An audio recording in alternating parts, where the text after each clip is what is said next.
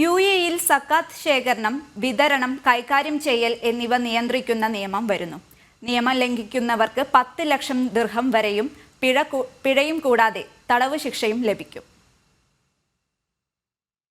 UAE federal national council പാസാക്കിയ നിയമപ്രകാരം സക്കാത്ത് ഫണ്ടുകളെ പൊതുധനമായി കണക്കാക്കി സക്കാത്തിന്റെ വിതരണവും ശേഖരണവും നിയമവിധേയമാക്കും.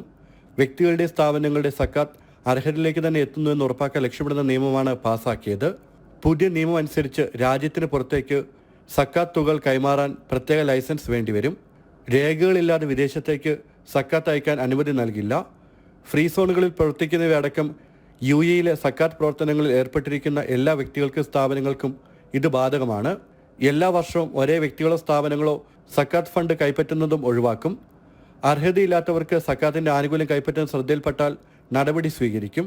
നിയമവിധേയമല്ലാത്ത സക്കാത്തിന്റെ വിതരണവും സ്വീകരണവും ശേഖരണവും നടത്തിയാൽ 10,000 ദിർഹം മുതൽ 10 ലക്ഷം ദിർഹം വരെ പിഴയും കൂടാതെ തടവ് ശിക്ഷയും ലഭിക്കും. രാജ്യത്തെ സക്കാത്ത് പ്രവർത്തനങ്ങൾ നിയന്ത്രിക്കുന്നതിനുള്ള സുപ്രധാന ചുവടുവയ്പ്പാണ് പുതിയ നിയമനിർമ്മാണമെന്ന് ഇസ്ലാമിക് അഫയേഴ്സ്, എൻഡോമെന്റ്സ്, സക്കാത്ത് എന്നിവയുടെ general authority chairman doctor Omar ഹത്ബൂർ അൽദാരി പറഞ്ഞു.